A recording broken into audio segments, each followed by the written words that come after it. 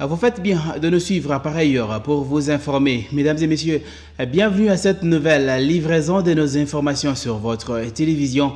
Mais avant tout, les grandes lignes.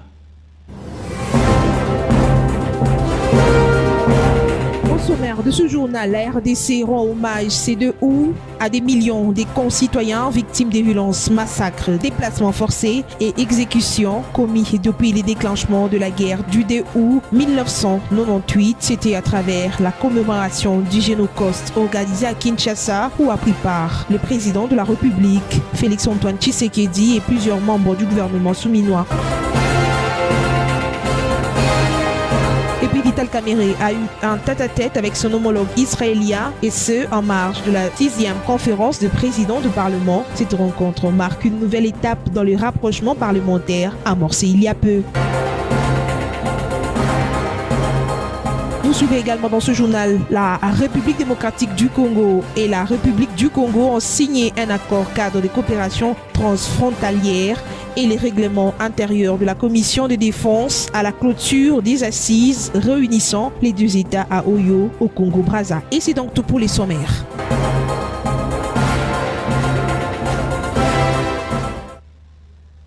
Premier titre de ce journal, profitant de son séjour à Genève en marge de la 6e conférence de présidents du Parlement, Vital Kamerhe a eu un tête-à-tête avec son homologue israélien. Cette rencontre marque une nouvelle étape dans le rapprochement parlementaire amorcé en mars dernier en Jérusalem.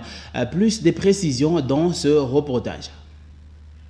À la suite de leur précédente rencontre tenue le 2 mars 2025 à Jérusalem, le président de l'Assemblée nationale de la République démocratique du Congo, l'honorable Vital Kamerhe, a retrouvé le jeudi 31 juillet à Genève son homologue israélien Amir Ohana pour un entretien en tête-à-tête en marge de la 6e conférence mondiale des présidents du Parlement de l'Union interparlementaire placée sous les thèmes coopération parlementaire et multilatéralisme en faveur de la paix, de la justice et de la prospérité pour tous.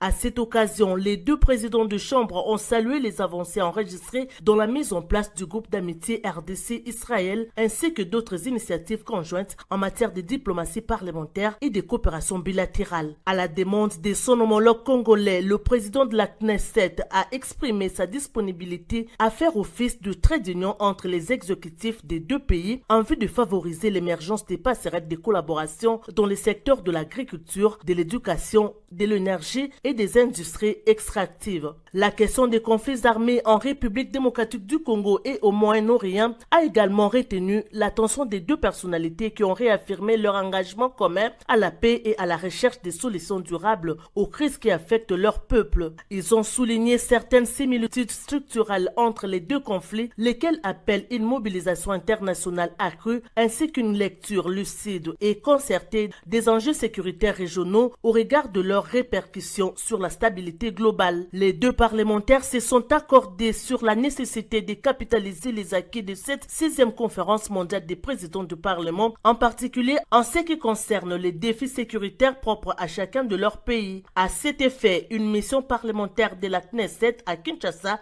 a été envisagée.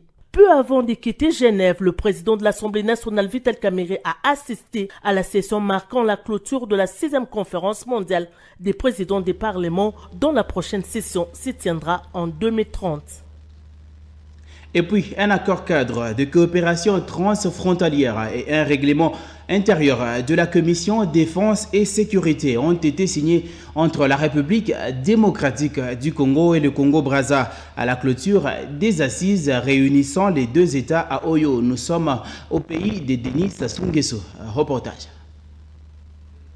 Pendant 3 jours, les délégations de 2 pays ont pris part aux travaux de la 11e session de la Commission spéciale défense et sécurité, République du Congo et République démocratique du Congo, ainsi qu'à la 10e session de la Commission technique mixte en matière des frontières.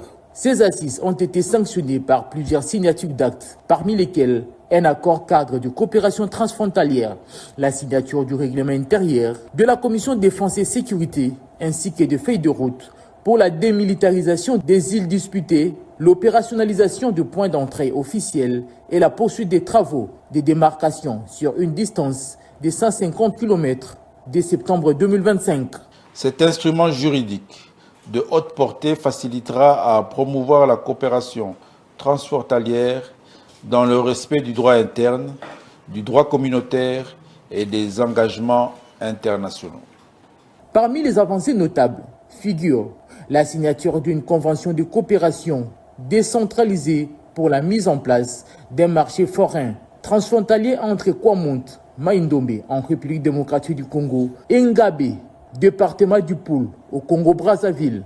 Ces projets salués comme un exemple à suivre devraient renforcer l'intégration socio-économique et culturelle entre les communautés riveraines de la frontière. Les deux ministres en charge de l'Intérieur et de la Sécurité ont également signé les rapports ministériels de cette session, illustrant un engagement commun à faire aboutir les résolutions prises. Le message de Kinshasa et Brazzaville est clair: renforcer les mécanismes de dialogue, consolider la paix le long de la frontière commune et favoriser une coopération décentralisée, bénéfique aux populations locales. Les prochaines semaines seront décisives pour le passage de la parole en acte.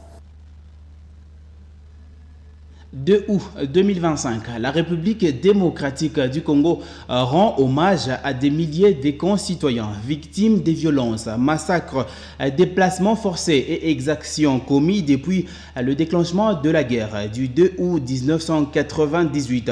C'était à travers la commémoration du Génécoste, entendait tout simplement le génocide congolais perpétré pour des gains économiques. La cérémonie a connu évidemment la participation du chef de l'État, Félix Antoine Tshisekedi, et plusieurs autres membres du gouvernement souminois, tous réunis à la place du Génécoste dans la capitale Kinshasa.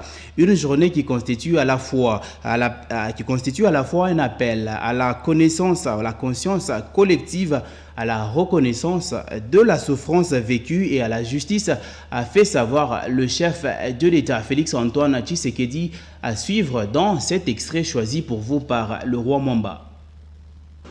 En ce 2 août 2025, jour hautement symbolique, nous nous rassemblons en ce lieu, désormais érigé en mémorial du Génocoste, pour arroser une sémence de conscience collective que notre peuple a fait germer il y a 2 ans.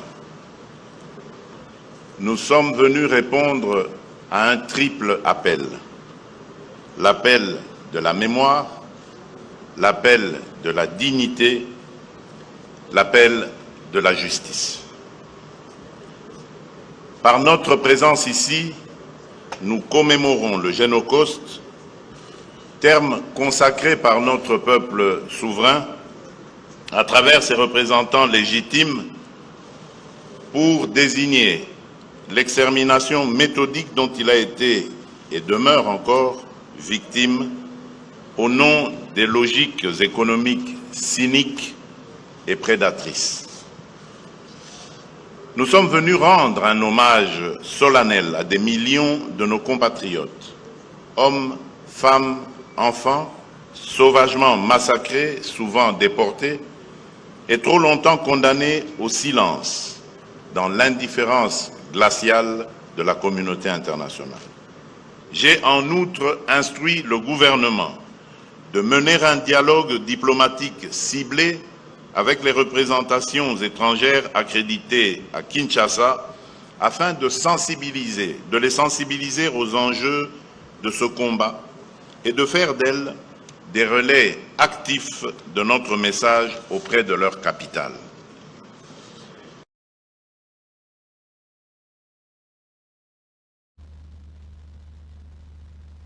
À la fonction publique, le recrutement de la 10e promotion de l'École nationale d'administration a été lancé officiellement par le vice-premier ministre de la fonction publique, Jean-Pierre Liaou. Cet exercice annuel marque le démarrage de la période des sélections qualitatives de 100 meilleurs candidats. J'y arrive en vue d'intégrer les rangs de l'École nationale d'administration pour une formation de 12 mois. Suivez. Recrutement qualitatif et compétitif, le vice-premier ministre, ministre en charge de la fonction publique, Jean-Pierre Liaou, a lancé le processus de recrutement de la 10e promotion de l'École nationale d'administration ENA en sigle. Vous, future candidate, je vous le dis, ne vous sentez jamais, mais alors jamais, exclu de ces processus. Ne vous auto-censurez pas. Cette administration a un besoin impérieux de vos talents. Mon ambition pour cette 10e promotion est donc claire.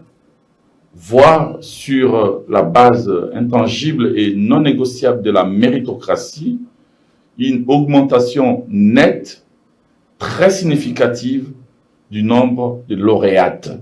Le talent n'a pas de genre et il est temps que nos promotions le reflètent pleinement. La parité serait bien évidemment l'idéal.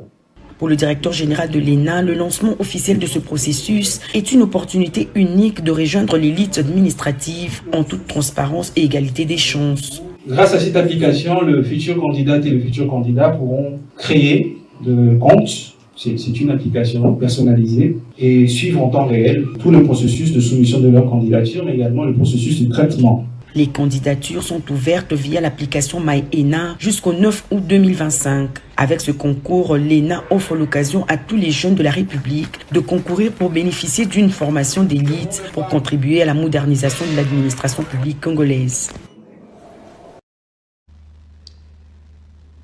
Revenons ici en province. Le père fondateur de la fondation Babazive, je cite, l'excellence Bobo Maloulou Kalungwe, s'est entretenu à son domicile privé avec la structure des généraux.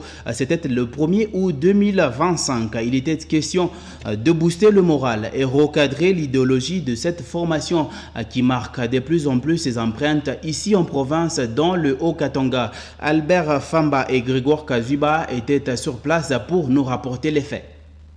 L'excellence Bobo Maloulou Kalungwe, père fondateur de la grandiose fondation Babazive, a réuni à son domicile ce 1er août 2025 l'équipe des généraux et colonels de la fondation Babazive afin de redynamiser et booster le moral de ses cadres. Ici, une ambiance incroyable de chants d'allégresse a caractérisé cette rencontre en ovation à la personne de l'excellence Bobo Maloulou Kalungwe, Sansama, l'homme de l'histoire, pour ne pas dire de joie et de paix.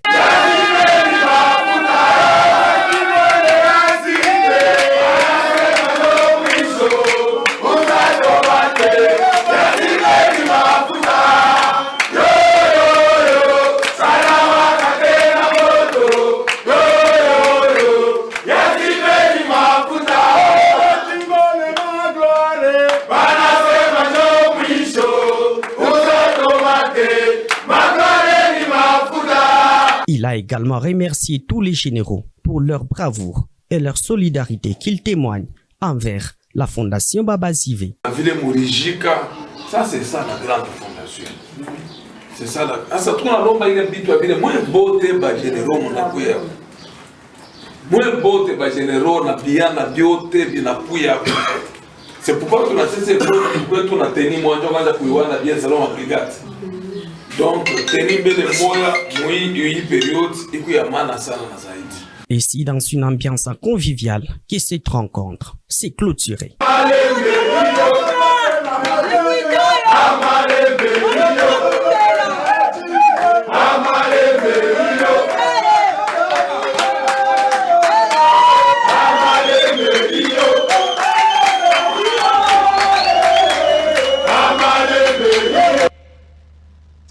Passons à présent, mesdames et messieurs, à l'autre partie de ce journal consacré aux informations sportives juste après cette transition.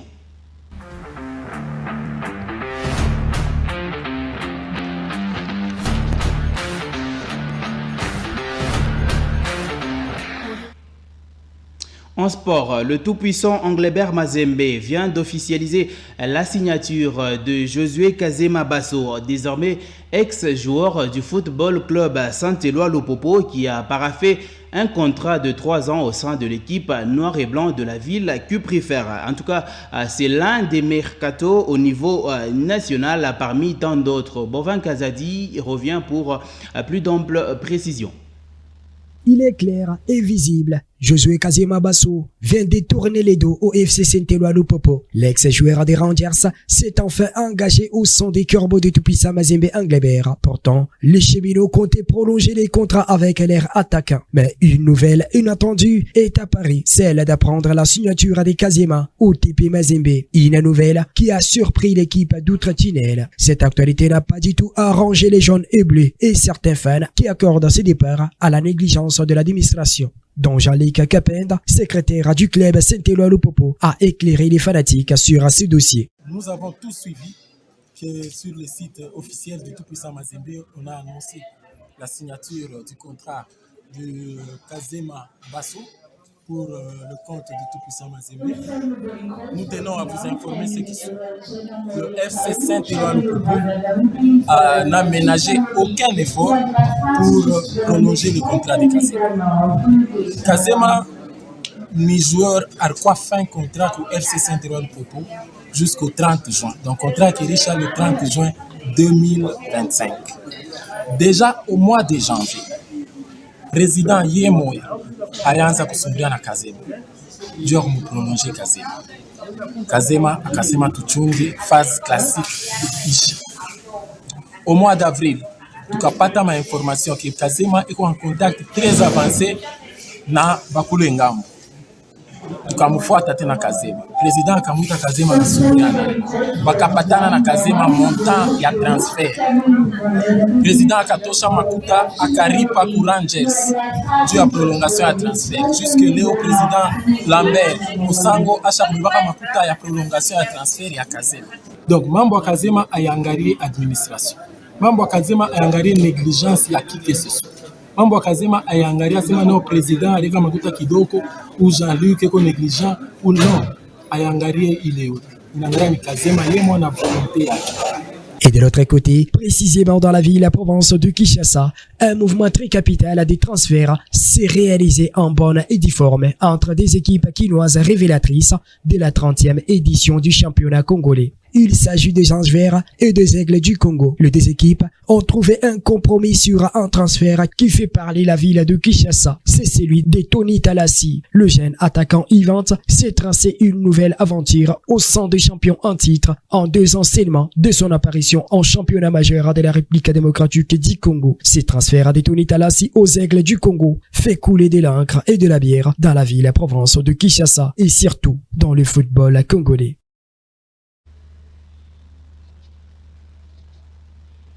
L'actualité internationale, c'est dans un instant.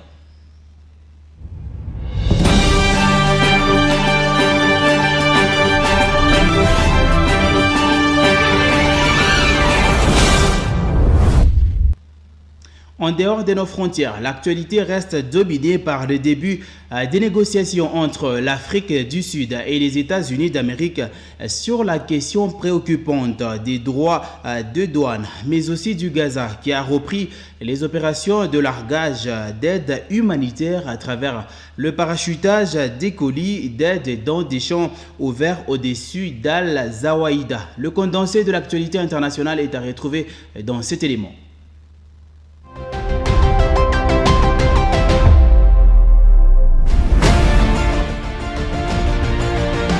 Mesdames et messieurs, bienvenue dans cette ronde internationale. Droit de douane, Ramaphosa engage des négociations intensives avec Washington. Le président sud-africain Cyril Ramaphosa indique être engagé dans des négociations intensives avec l'administration américaine pour parvenir à un accord sur les droits des douanes. L'Afrique du Sud fait en effet partie des pays visés par une hausse des taxes douanières actée par le président américain Donald Trump.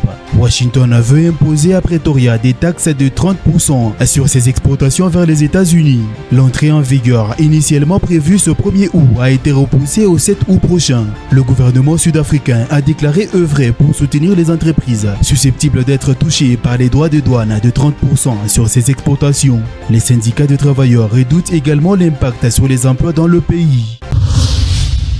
À Gaza, reprise des opérations de largage d'aide humanitaire. Les parachutages d'aide humanitaire à Gaza ont donné lieu à des scènes chaotiques. Des centaines de milliers de civils déplacés se précipitant pour obtenir une aide vitale, ce qui met en évidence les appels urgents à des méthodes de distribution mieux organisées et plus humaines.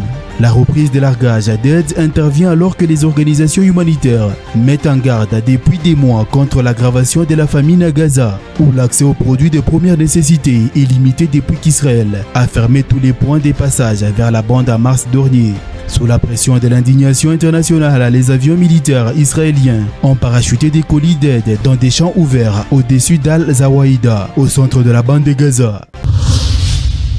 Et pour terminer, sommet trilatéral entre Turquie, Italie, Libye, axé sur la sécurité et la migration. Le président turc Recep Tayyip Erdogan a accueilli vendredi à Istanbul la première ministre italienne Giorgia Meloni et le chef du gouvernement d'union nationale libyen Abdul Hamid Dbeibeh à l'occasion d'un sommet trilatéral consacré à la situation en Libye et aux flux migratoires en Méditerranée. La réunion s'est tenue dans le bureau présidentiel de Dolmabahçe à huis clos en présence du ministre turc des Affaires étrangères Hakan Fidan, du chef des services de renseignement Ibrahim Kalin et du conseiller à la sécurité nationale Akif Shagataya Kilic. Au cœur des discussions, la nécessité de stabiliser la Libye, plongée dans le chaos depuis la chute de Muammar Kadhafi en 2011. Le pays est désormais divisé entre deux pouvoirs rivaux. À l'ouest, Dbeibeh dirige le gouvernement reconnu par la communauté internationale depuis Tripoli. À l'est, Osama Hamad contrôle une administration soutenue par le puissant maréchal Khalifa Haftar,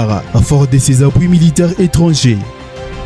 Fin de cette ronde en international. Merci à vous, mesdames et messieurs, de l'avoir suivi.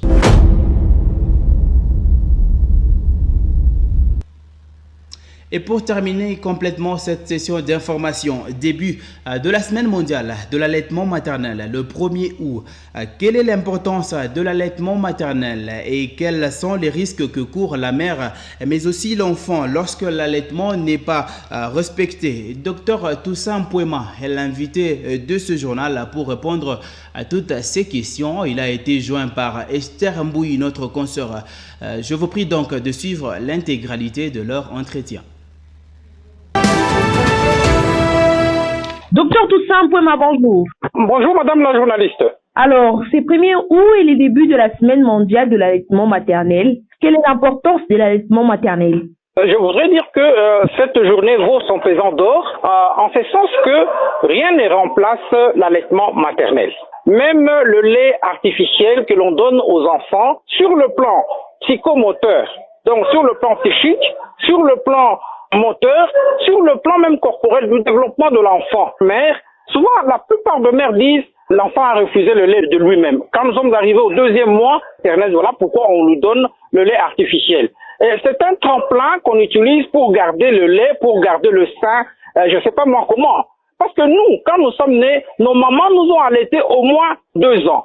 Et aussi, le lait maternel, en donnant cela de manière régulière, c'est aussi un moyen contraceptif pour ne pas concevoir. Et vous allez voir que les anciennes familles, les anciennes mères, généralement, l'écart entre les enfants est au moins de 2 ans. Pourquoi? Parce qu'à 2 ans, l'enfant est sévré, et en ce moment-là, le corps comprend comme si l'enfant est sévré et que la maman peut concevoir. C'est comme ça que vous verrez que, généralement, ici en Afrique, aussi ici au Congo, ici à Lubumbashi, vous verrez que l'écart d'âge entre les enfants est de 2 ans, en général en tout cas, en termes de moyenne. Donc rien ne remplace le lait maternel, rien du tout. Alors quels sont les risques que court la mère, tout comme l'enfant, lorsque l'allaitement n'est pas respecté?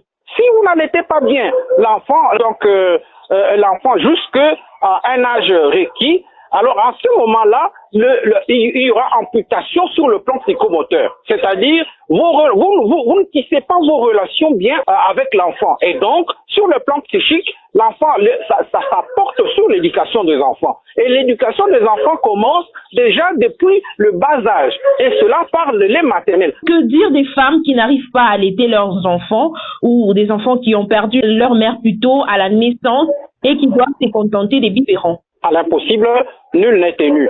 C'est-à-dire que, un enfant qui vient de perdre sa mère, et dans d'autres milieux, qu'est-ce qu'on fait? Il y a de mères de substitution. Et vous allez remarquer que chez des mamans où une mère qui avait une maman, une grand-mère qui avait sa fille, et puis la fille est morte lors de l'accouchement, et l'enfant est resté, il y a la grand-mère prenait le relais en allaitant. Et le fait d'allaiter, et le lait pouvait sortir. C'est comme ça qu'on faisait. Mais il y a aussi une autre substitution que l'on pouvait faire. Une femme qui vient d'accoucher, qui a un enfant, on peut prendre cet enfant-là, on l'associe au lait maternel de l'autre enfant, comme si cette dame-là avait fait de jumeaux. Ça se faisait comme ça. C'est alors que l'on peut donner le lait artificiel à cet enfant-là. Mais sachez que ces enfants n'ont pas un développement psychomoteur que les enfants qui ont eu le lait maternel naturel. Alors, docteur Toussaint Bouema, je rappelle ici que vous êtes médecin. Merci d'avoir répondu aux questions de Magloire Radio et Télévision. Merci beaucoup, madame. Ça aura été un plaisir de vous avoir tenu informé sur les antennes de Magloire Télévision. Merci à vous, mesdames et messieurs, d'avoir été des nôtres. Restez en compagnie de nos programmes. À très vite.